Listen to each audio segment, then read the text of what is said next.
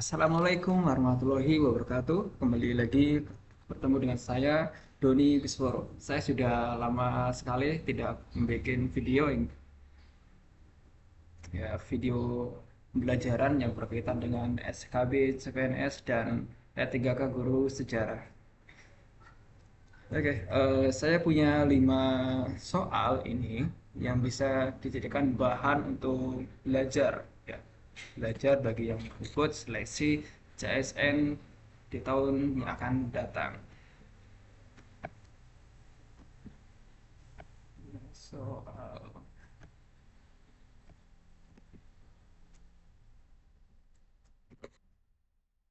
soal yang pertama, perbedaan ideologi menjadi inti konflik antara blok barat dan blok timur. Dalam konteks ekonomi, blok barat berpegang pada liberalisme kapitalisme, sementara blok timur menganut komunisme sosialisme. Perbedaan yang paling mendasar antara kedua sistem ekonomi tersebut adalah A, B, C, D, E.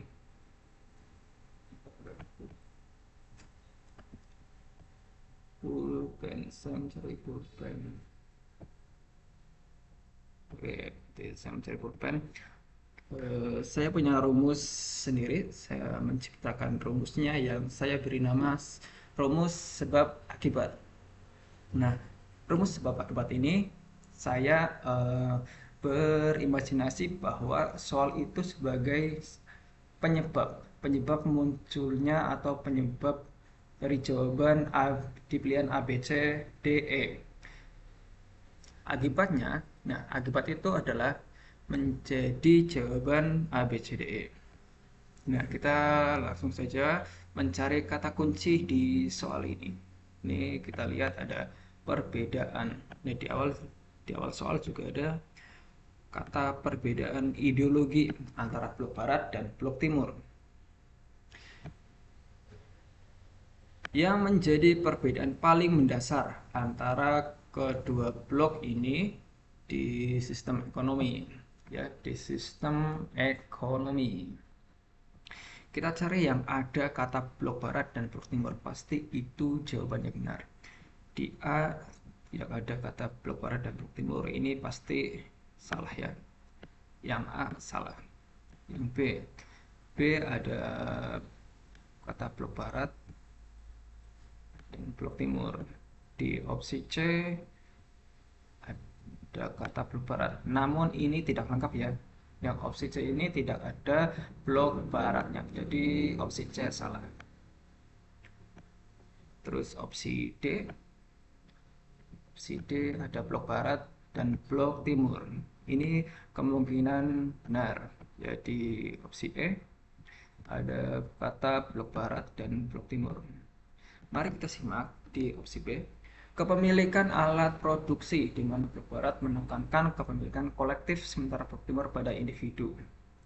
Kita cocokkan dengan kedua sistem ekonomi. Nah, ini ada ekonomi dan ini kata pasar. Jadi kata pasar, B alat produksi. Menekankan kepemilikan kolektif sementara blok timur pada individu. Ini sudah pasti salah, ya. Ini tidak berkaitan dengan sistem ekonomi. Terus opsi E,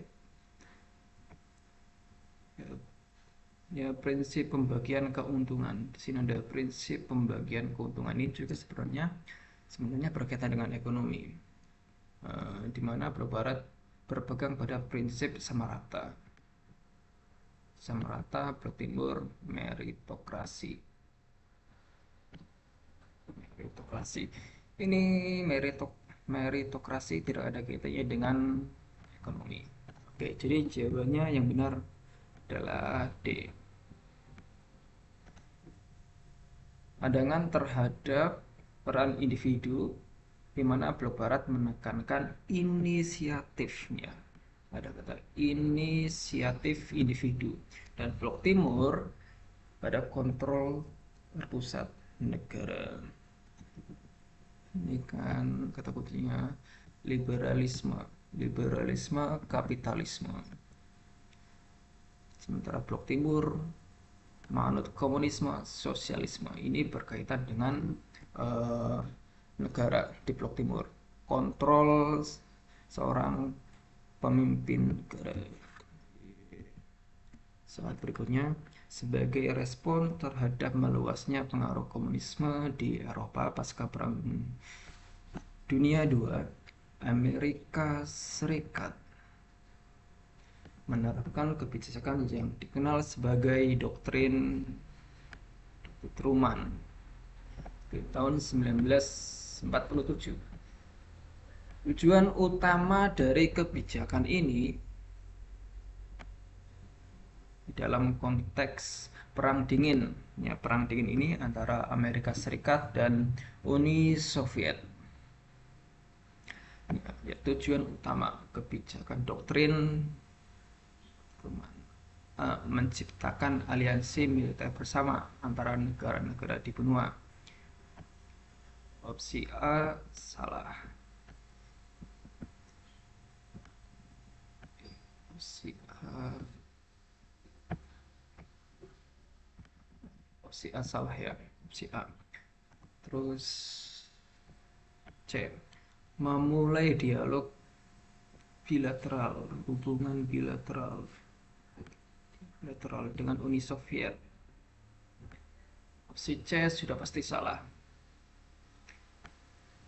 Tidak ada hubungan dialog selama Perang Dingin berlangsung.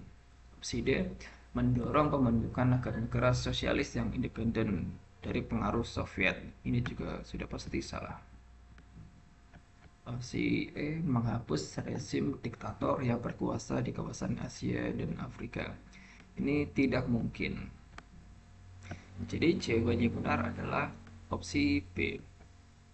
Menawarkan bantuan ekonomi dan militer kepada negara-negara yang terancam komunisme. Berikutnya. Istilah Perang Dingin digunakan karena Amerika Serikat dan Uni Soviet tidak pernah berperang secara langsung. Konflik yang terjadi adalah perang proksi. Apa itu perang proksi? Karakteristik utama yang membedakan perang dingin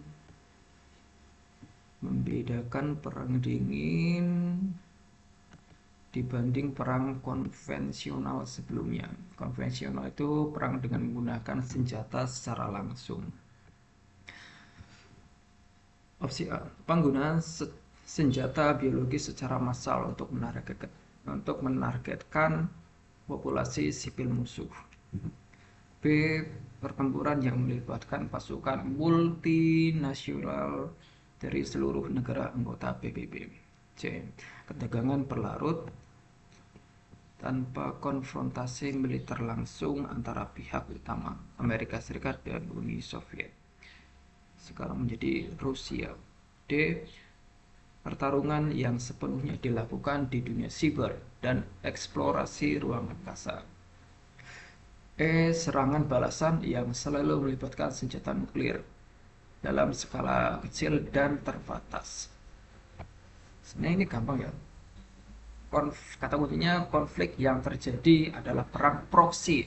Yang perang proksi itu suatu perang yang tanpa senjata, tanpa terlibat secara langsung. Kita cari. Ini kan ada kuncinya, kata kuncinya Amerika Serikat dan Uni Soviet sudah jelas. Di jawaban Amerika Serikat dan Uni Soviet. Jadi jawaban benar C. Begitu cara menjawabnya. Selanjutnya, tembok Berlin yang dibangun oleh Jerman Timur di tahun 1961 berdiri sebagai monumen fisik yang paling mencolok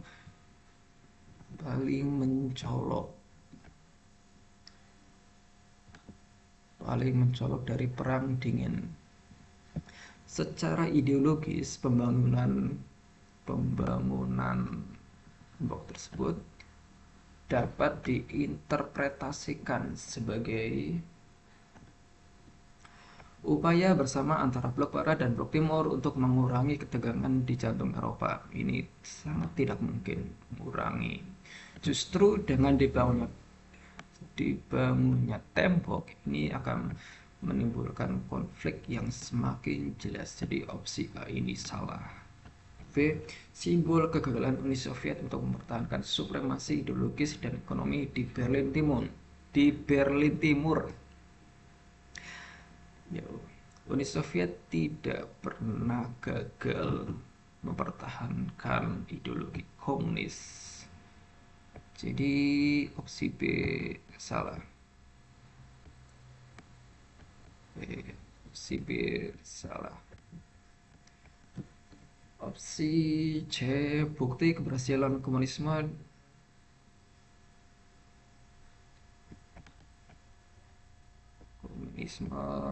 menciptakan masyarakat yang mandiri dan tidak terpengaruh oleh kapitalisme juga salah ini.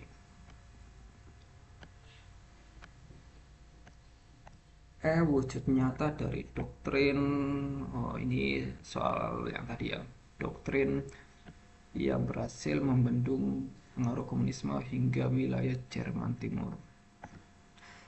Atau D, langkah defensif untuk mencegah migrasi besar-besaran warga Berlin Timur yang mencari kebebasan dan kesejahteraan di Berlin Barat.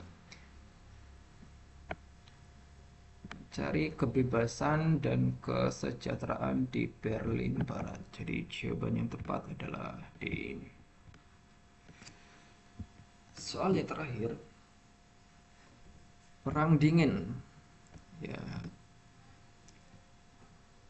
Perang Dingin memiliki karakteristik unik karena konflik bersenjata tidak terjadi secara langsung antara Amerika Serikat dan Uni Soviet. Bentuk-bentuk konflik di bawah ini yang paling mewakili esensi Perang Dingin adalah A. Invasi militer langsung Amerika Serikat ke wilayah Moskow. B. Pembentukan PBB sebagai badan resolusi konflik yang didominasi oleh kedua didaya. C. Perang proksi di negara dunia ketiga. D. Blokade dengan total. E. Pertempuran konvensional antar blok. Ya, langsung saja kita eliminasi. Invasi militer langsung ke wilayah Moskow ini tidak mungkin. B. Tidak mungkin. B. Pembentukan PBB sebagai badan resolusi konflik yang didominasi oleh kedua didaya tidak mungkin karena PBB didominasi oleh Amerika Serikat. Lalu D. Blokade dagang total dan perang informasi hanya terjadi di kawasan Eropa Barat. Ini juga tidak mungkin. Ini bisa ke seluruh dunia. Pertempuran konvensional ini sangat tidak mungkin. Ya, perang konvensional itu perang dengan menggunakan senjata secara langsung. Jadi yang paling mewakili esensi Perang Dingin itu perang proksi di negara dunia ketiga. Lalu perlombaan senjata dan kegiatan spionase antar blok. Jadi jawabannya C. Ya baik, ini 5 soal yang bisa jadikan sebagai bahan untuk mempersiapkan diri tes selanjutnya. Saya akhiri. Wassalamualaikum warahmatullahi wabarakatuh.